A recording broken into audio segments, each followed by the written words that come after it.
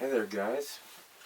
This is Buck Marjo for Flathead Reservation Arts, and today's our first day of class, I guess. Interesting times we're in. Would be even better if we could actually do some of this stuff, but instead I think we'll see what we can do online and whatever like that. But if you don't know what Flathead Reservation Arts is, I would have to say it's kind of a mix between old and new, as far as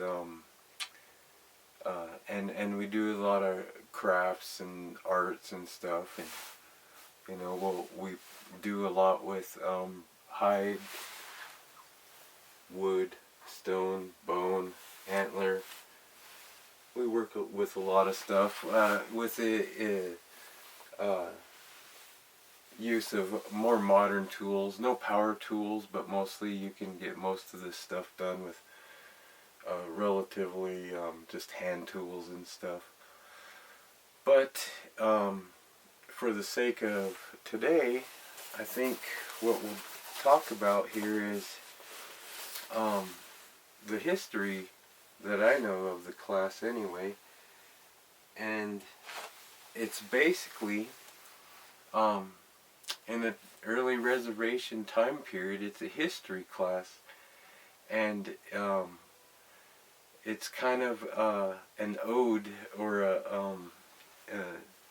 a way of respecting traditions around here, and the tradition of adopting new things to old ways, and so the story goes is a guy named Charles Dixon. These guys are look-upable, I think.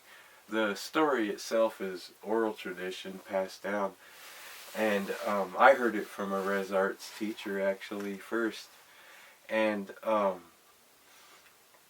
a guy named Charles Dixon and Peter Ronan. And Peter Ronan, he liked, him and his wife, they liked Indians, so to speak. They actually wanted to live here and move here, and he worked for the government. And Charles Dixon, I think, was a BIA agent or something to that effect. You can look him up.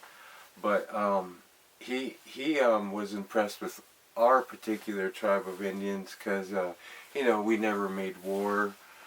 We always tried to negotiate treaties and, going at it that route. And so a lot of the government types, I guess, really liked that. We didn't really fight it out like the rest of the tribes. And so, him thinking we're all civilized and stuff, he decides, hey, you know what? We're going to get all this ranch and farm stuff for the Flatheads. We're going to bring them in, some wagon wheels and rakes, shovels, hoes. You're going to bring them all this stuff you would imagine. Spoons, forks, knives, pots, pans, just everything he could think of. I don't know if I said wagon wheels, fence posts. He even brought pocket watches, of all things, and was really going to help the civilized tribe of Indians be more civilized, right? You're going to turn us into ranchers overnight. Anyways, they brought all this stuff. Charles Dixon did from St. Louis, I guess, and brought it in and dropped it off there in Arlee, where the old agency was. And he had just kind of came in and dropped it all off in the village there.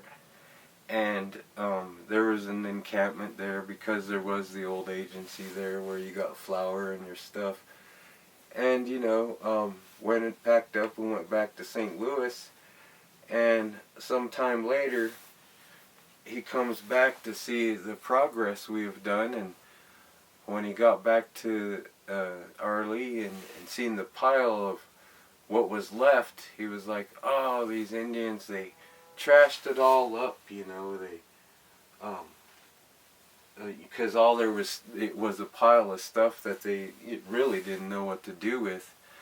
The Indians, I mean, they didn't know what to do with, but the rest, what he didn't know where it was, so he was angry, I guess, getting red-faced about it. And Peter Ronan, Peter Ronan stayed here on the reservation and showed Dixon, took him through the village and showed him how we used all that stuff.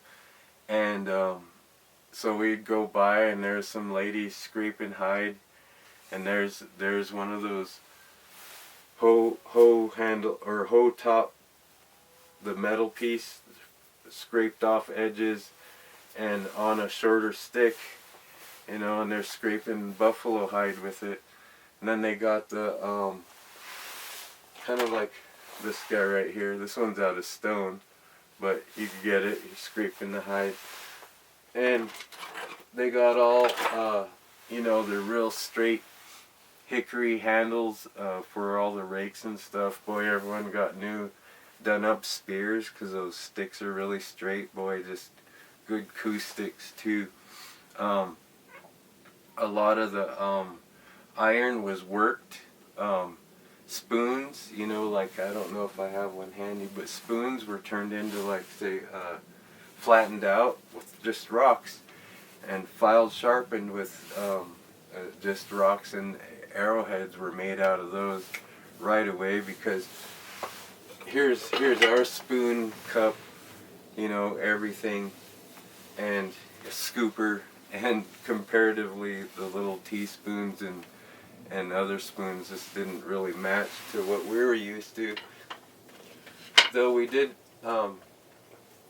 you know, adopt that stuff, of course, later. But you know, it's a funny thing that's you know, what he saw. All the other kitchen, all the steak knives, the Indians would take off the handles and put on their own elk antler handle on the butcher knife, and all that kind of stuff. Even the watches were all pulled apart for the shiny backs, and everyone had new earrings. You know, all the important people had new shiny things on their braid wraps, and they were used also for buttons. But everything that they could think of got used, but it wasn't used in a way that you would if you were a rancher. It was used in a more traditional way. And so that's what the class is really paying homage to. And what I would have hoped to do is actually see what you know, you guys could come up with as far as projects, limited to what we can do at home, but there's, you know, there's skills you could learn. You could make little bags. This is just a rock and a stick. I could instruct a war club. This is a tomahawk, actually. I do flutes. This is out of an elderberry. They're already hollow, and it plays pretty good too.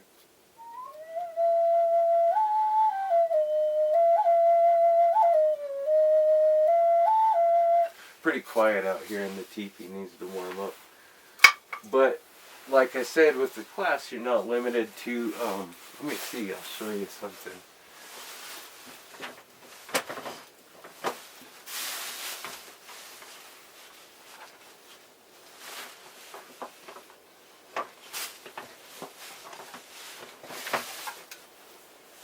I guess I really don't have one to show you, but this is a PVC. I was experimenting with making a flute out of PVC, but that's kind of what I like about this class, is you can mix the old with the new. Let me see if it plays. It's kind of chilly out here. It swells in the condensation. There's a cork stopper in there.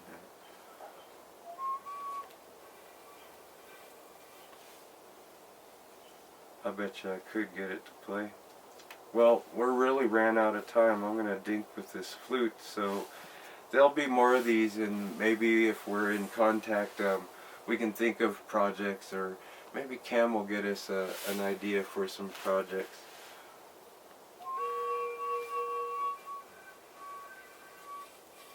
Hey, we got a whistle. All right.